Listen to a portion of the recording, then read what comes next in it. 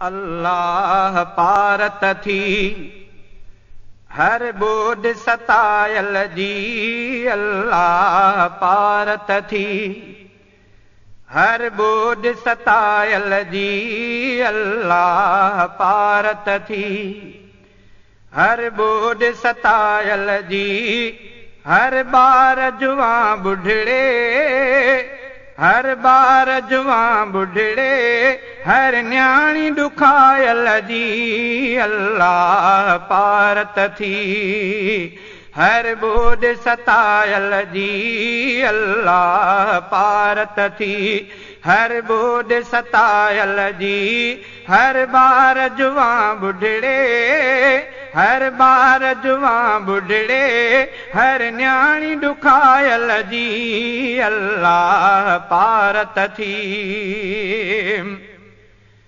जिन बचड़न खे अमलिन झोलीअ में ॾिनियूं लोलियूं। जिन बचड़न खे अमलिन झोलीअ में ॾिनियूं लोलियूं।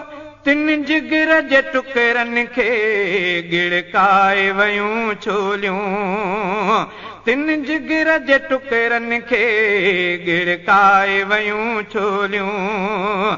रब जी अरनि बचड़नि जी रब जी अरनि बचड़नि जी ऐं लाश विञायल जी। अल्लाह पारत थी हर बोड सतायल जी। अल्लाह पारत थी हर बोड सतायल जी।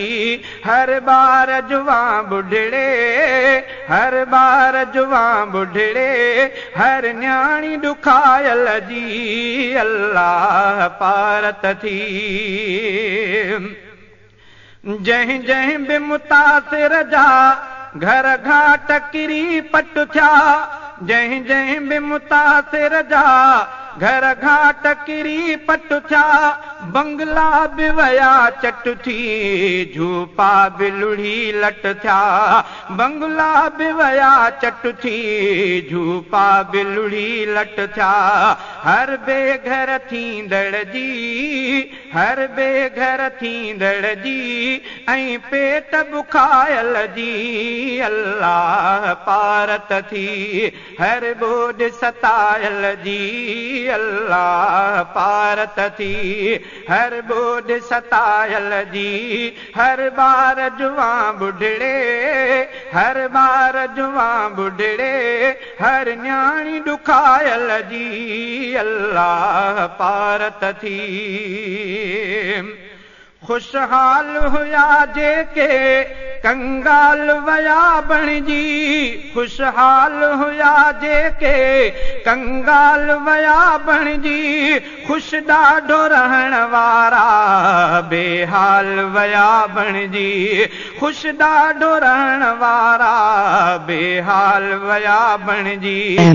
Production तवंगर जी मिसकीन तवंगर जी मजबूर घायल जी। अल्लाह पारत थी हर बोड सतायल जी। अल्लाह पारत थी हर बोड सतायल जी। हर बार जुवां बुढ़ड़े हर बार जुवां बुढ़ड़े हर न्याणी दुखायल जी। अल्लाह पारत थी अमराज़ वबाईअ में जेके बि वया वठिजी। अमराज़ वबाईअ में जेके बि वया वठिजी।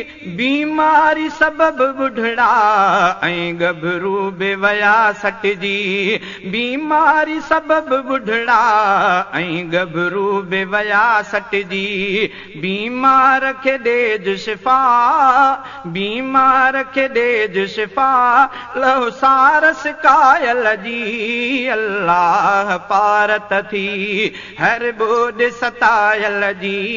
अल्लाह पारत थी हर ॿोॾ सतायल जी हर ॿार जुवां बुढड़े हर ॿार जुवां बुढड़े हर न्याणी ॾुखायल जी अल्लाह पारत थी हर ॿोॾ सतायल जी अल्लाह पारत थी